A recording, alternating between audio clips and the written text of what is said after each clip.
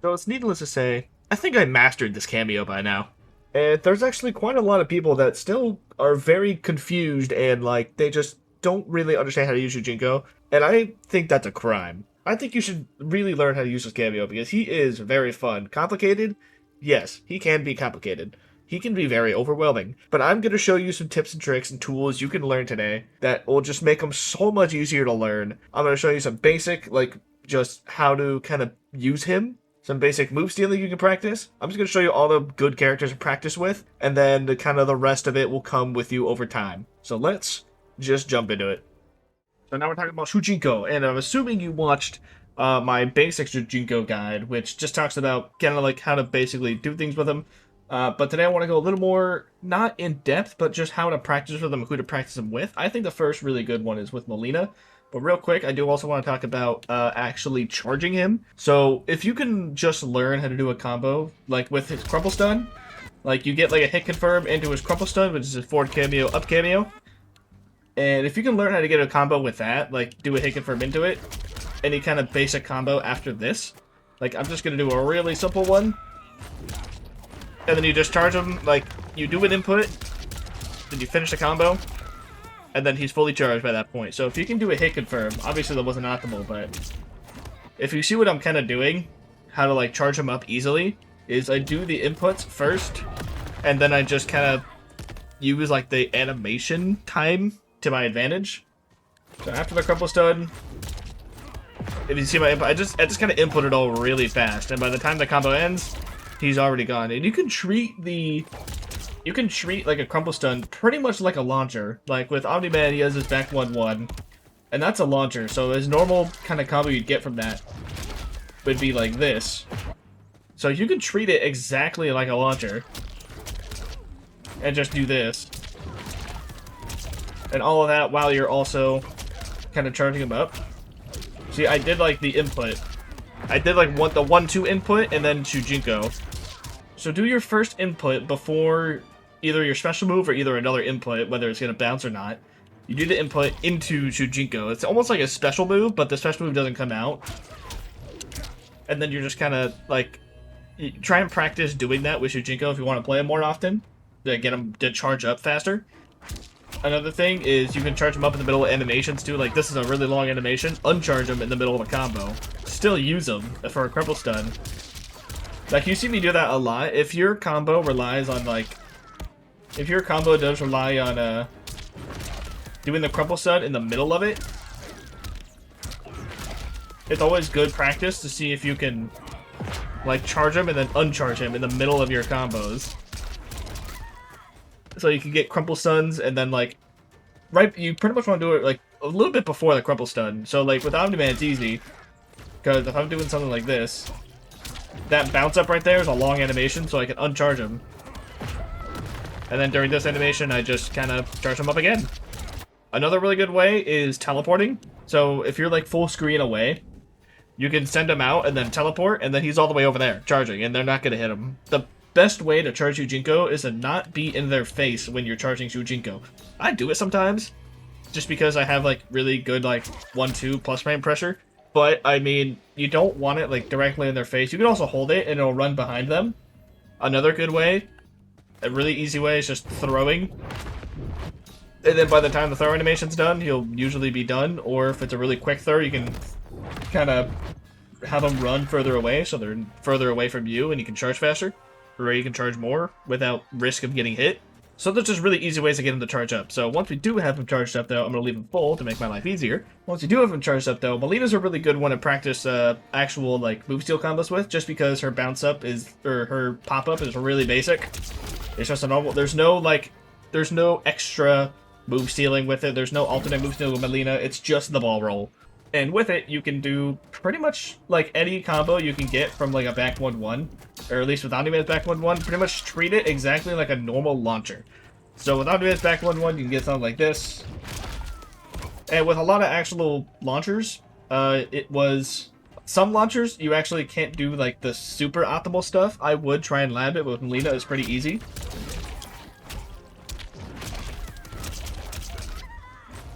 So you can always get like good optimals with Mileena. Her move steal is pretty good, And it also has like the most average amount of damage scaling, so you'll get like a pretty good reference to how much damage it'll normally do during games, depending on who you're playing against. And another thing, if you do like an input, kind of like any kind of basic string into down back Kameo, most of the time it'll combo. But if you're like on the ground or something, the best way to do it is just forward Kameo into it and just into that special cancel, the down back Kameo. It does more damage. The hit by itself does 60, so you definitely want to try and get that in there. If you try and just do the input straight into it, it's not going to do as much damage. And for some characters, doing forward Kameo into down back Kameo can be more optimal. Well, not optimal, but like more ideal for spacing, because this will leave you super close. And for someone like for Omni-Man's optimal, it's actually not ideal. You'd actually rather do back Kameo into down back Kameo, just because it'll leave him a little further away. And so that's more ideal, because then you can easily get the actual optimal here. Because if you go with the forward one, it's going to be a lot harder to land. I think you can land it still, but it's a lot harder to land. You always just do something simple like this as well. At least with Omni-Man, but I mean, with other characters, you can try and do try and come up with your own simple way to do a pop-up combo. If you have some sort of launcher with your character, then it's easy. Omni-Man has a stance 1 for his launcher. And pretty much, Shujinko is just giving you an extra launcher. That you want to try and get this launcher the first thing into the combo. Doing the launcher after your character's launcher can still work. You can still kind of get combos after it, at least with most of them.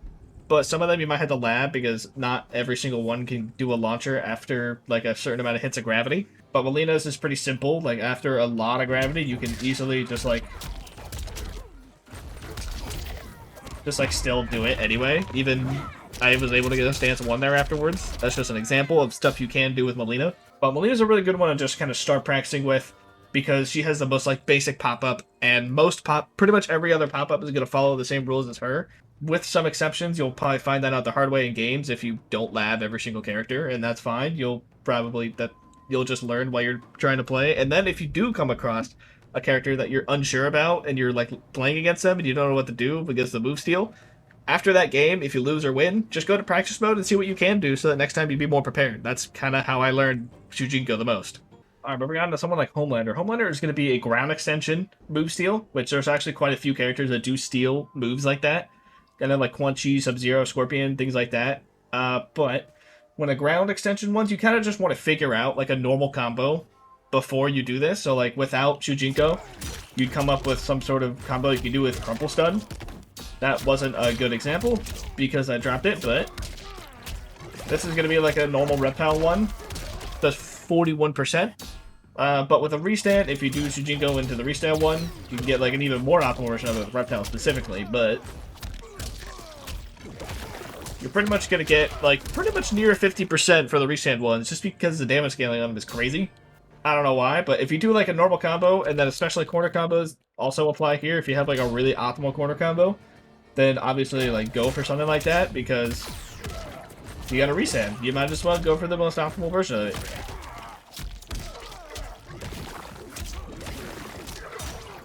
Yeah, that's a lot of damage.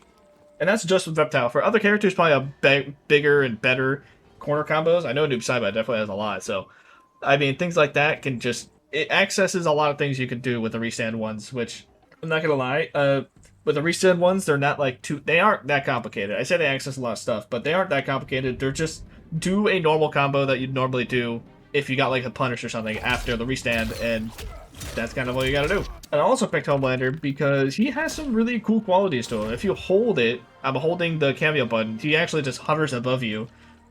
You can do unsafe stuff, and then you can keep yourself safe with it. So if I have him block and hold it, I can do something like this, and then just keep myself safe with it. Or you can use it for some sort of mix-ups. If you land that last hit in there, he's gonna be able to pop him up. So if I get him to not block anymore, if I do something like this string,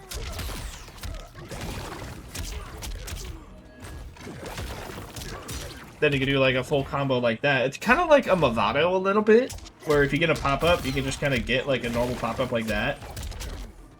And you can just kind of do your combo. I think that might drop. Yeah, it's gonna drop, but You can kind of use it like Movado. Same thing with sweeps. I think with his sweep, it's going to work. I think in the corner, it's definitely the best. If you land like that last hit, you can always just do that. So figuring out what strings like pop them up that you might be able to get like a Movado pickup, you could also get with Homelander. It's a fun one to practice. I think I love practicing this. I love practicing like these combos because Homelander move steal combos are always so cool. I just love the stuff you can do with them. They don't do the most amount of damage, but I mean a sweep combo with Shujinko, it's always kind of cool, you know? Yeah, definitely something to practice with. Just do like normal restands with them, and then also try out some like Movado style combos with it as well. With Shujinko Crumple Stud, which just does a cool amount of damage. So definitely one to practice with a little bit. Alright, Reiko. Reiko's a really good one because you get tick throws. And tick throws, he's not blocking. I need him to block.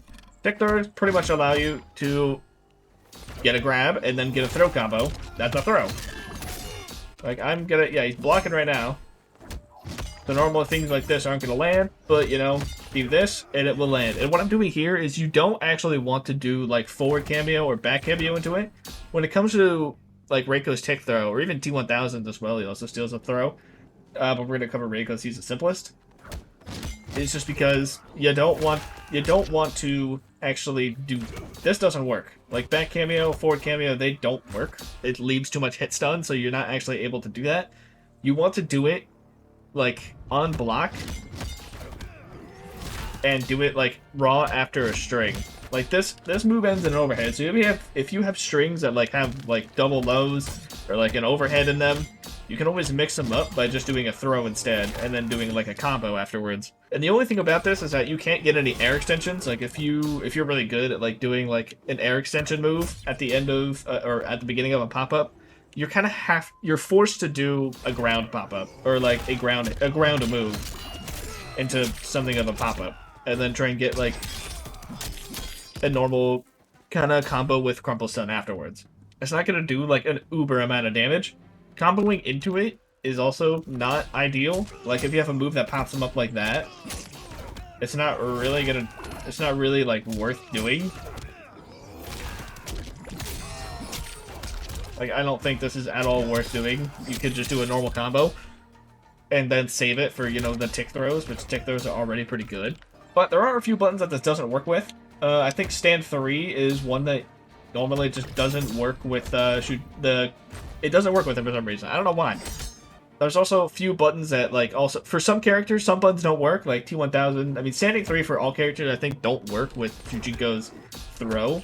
It's just how standing 3 works, but some buttons as well. I know Omni-Man's forward 3 doesn't work with it. And T1000's back 1 also doesn't work with it because it's too highs. And the hit stones are way too long for that. But something like this, if I can get it, would work like that. So normally that would end in a low, or you can just do the low into it as well. So again, strings like that are really good with this tick throw. Just practice a little bit with what strings might not work, because you might be surprised at what strings don't work with this, like this. And then stand 3 is never really going to work with it on any character, at least from my experience. If there is some character that it does work with, then get your lucky, I guess. But yeah, that's pretty much Reiko. Alright, Ermac. Ermac is a really good move steal. Mix-up wise, it's not great, because normally he does have this overhead. But he also has this low, but it's super slow, so I mean, they're going to be able to react to it, and it is minus 19 on block, so it is punishable. However, if you do get a hit confirm into it, it's going to be really good, because Ermac is really easy to get double move steal combos with. And what do I mean by this? Is practicing some like cool double move steal combos can be really good, because if you do something like this, and then charge them up, wait for that timer to end, then you do like, you know, your combo after that explain Ghostface in a little bit. Then you got a double move steal combo. Then I did all that without a bar. With Ghostface, spending a bar usually is good for extending really long combos, but with the Ermac move steal, it just makes it a lot easier, because like they're extended for so long in the air, or on the ground, that you can just charge them up and then just wait for like a little bit and then just do your attack, and he's already gonna be fully charged, definitely before like the end of whatever combo you're gonna do. And then if you find ways to spend bar with it as well and do even more damage with it, sometimes you might have to spend a bar to extend it long enough for him to charge. That just happens sometimes. And that's fine if you have like a double move steal combos with Ermac, because damage scaling isn't that bad, and it's pretty cool. I love doing double move steal combos with Ermac. So definitely a fun one you want to try and practice with Ermac. Try and practicing like it's also really good for practicing like or charging up Shujinko in the middle of your combos, because now you kind of have to. So there's a really good one to practice with overall. So go ahead and do that. Let's move on. Right, moving on to Geras. And the few things about Geras move steal and how it actually works is it works like, I mean, if you don't play Geras, I don't blame you, but how it basically works, right, is you want to do a launching, like, attack, and not like any launching attack that you can normally follow up with, like Conan's 4-3-3-4, but if you have an attack that normally pops him up, like that, I can't combo from that normally, but with this move steal, if I do this move, I'm going to have enough time to now do a combo after that. If I just pop him up, you can even get an air attack as well if you want to. I keep dropping it, but I mean, the point is there. I don't know how that's happening, but you get my point. If you have a move that like props him up like that, you can get a really decent amount of damage. And I keep dropping it, but you get my point again. That's how the Ermac move still works, and you kind of have to do, if you do something like this into like standing 1, and then it's not going to pop him up because it has to be the last hit, like the very last hit. Like if you do like 1 and the 1-1-1 or into the move, it's going to launch then, but you can't do this into like a down 1 or something, because then it's not going to work. That's kind of how the time stop works with Geras. Same thing applies if you have like a special move that'll also launch him upwards. That just also works. So if you have a really good special move that does a lot of damage and pops him up, but doesn't normally combo, then that's also something you can like think about. If you have a move that does launch and does a decent amount of damage, that's also an option. You just want to think about like good ways to try and like implement or like launch them in the air with like one of your most like damaging strings that normally would launch, like something you would get like a Movado launch off of, kinda. You want to think about it like that. You can also do like single attacks into like special moves, or maybe like a really quick special move. So if you have like, and then if that actually comboed, then you might have like a really quick special move like On-Demand Giblet Maker or something like that. Just try and get a little like creative with it is what I'm trying to say. So definitely try and come up with the most like optimal way to pop them up with the time steal with your character, and just try and have some fun with it. That's pretty much it for Geras. Just try and come up with, it's going to be a normal pop-up afterwards anyways, also what I want to say. So like, you're going to do as much damage as you can during this time stop, but then it's just going to be a normal pop-up afterwards. But during this time freeze, you want to try and get as much damage squeezed in there as possible while also popping them up. But anyway, that's it for Geras. Not least, we're going to want to talk about Takeda. Now, Takeda's one you definitely want to try and practice with, because his move steals are really good. Now, on block, let's have him block real quick. He's going to block this overhead. Actually, have him stance block. So if he's going to block an overhead, but he's not going to be able to block lows. So if you get him conditioned to this, like if you have a special or like a string that can lead to this mid overhead, and have him get used to that overhead, you can then go for this low, and then just do a combo after that. Like, as soon as he gets hit by this low, like, if he blocks the mid, but then doesn't block the low, you have full time for a follow-up at this point to do whatever combo you want. It's pretty much a restand, and one of the better restands, too, just because you can, it only costs half, and the input I am doing is down, forward, back. So, back Kameo, the down, forward, hold back is what I'm doing, because if you just do down, forward, it's going to do a medium one, and it's not going to hit him, so you're holding back because you have to aim it. And another thing you want to really like test with is, it's really easy to get these in the corner, but what you can try and do is, if you do a hit confirm into it, you don't want to do the back Kameo, because then it'll push them really far away. But if you do the forward Kameo into down, back, hold back, only with some characters, Omni-Man is one of them. I don't think every character can do this, but if you have like a really long hitting attack, Omni-Man does have his standing 2, which is pretty decently long. And you get a micro forward dash afterwards. You can actually combo it into mid-screen. It's a little tricky, but you can do it. And then things like that you want to try with your character. because you can get a ton of damage if you have a character that can combo with Takeda's low move steal mid-screen. Because frankly, I don't know why you'd want to do this. Like, the damage scaling on that isn't great, I'm not gonna lie. Like, it's not very good. Like, normally, a normal 1-2 punish would give me, like, 4-4-5, and that move steal also just gave me 4-4-5. So the damage scaling on this isn't great. You want it to usually do more than, a normal, like, non-move steal combo would do. But this low just gives you so much variety. And in the corner, any character can do it. Like, the most optimal string, whatever. You can do it like 2 times in the corner with whatever strings you want, because, you know, they're not going to get pushed back by it at all.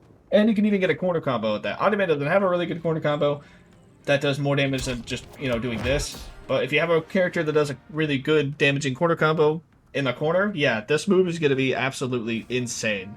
Especially if you mix them up with this overhead. You just do this into that, and the mid doesn't matter too. You can do the mid. It doesn't matter, they're in the corner. So just remember, mid-screen, if you're doing a hit confirm, you want to try and do forward Kameo into that. On block, you want to try and do the mid. If they get hit by the mid, and anyway, and they do that, then, I mean, you get a little bit of damage, but you're not going to be able to follow up with anything. Unless you have, like, some sort of charge attack that can maybe hit them. I don't think that actually works. It does work. So if you have something like that, but, like, Johnny's, like, charge up or something, or, like, a shadow kick, that might work. But that's only if, you know, this does land. You want to try and get them conditioned to this overhead, this mid overhead, so that they do block the mid, and then they get hit by that low. So that's something you should practice with Takeda. Practice to see if you have any strings that you can do this mid-screen with. Like, try and get that micro forward dash. Like, all I'm doing is doing, like, a really quick forward dash into 2-2. I'm actually dropping it a lot right now. But there we go. You can do it. Some characters can only do it once. I know Reptile is one of them that I can only do it like once, and then that's kind of it. So if you can only do it once, that's fine. You're still getting a ton of damage for it. So definitely, if you want to play Shujinko and learn them, practice with those characters, and then like everything you come across afterwards will kind of either be the same, either a pop-up or a ground extension, and it'll all be the same as Mileena and Homelander. Like that's pretty much all you need to know, with the exception of all these unique things that I just showed off right afterwards. But I'm gonna move on to the outro.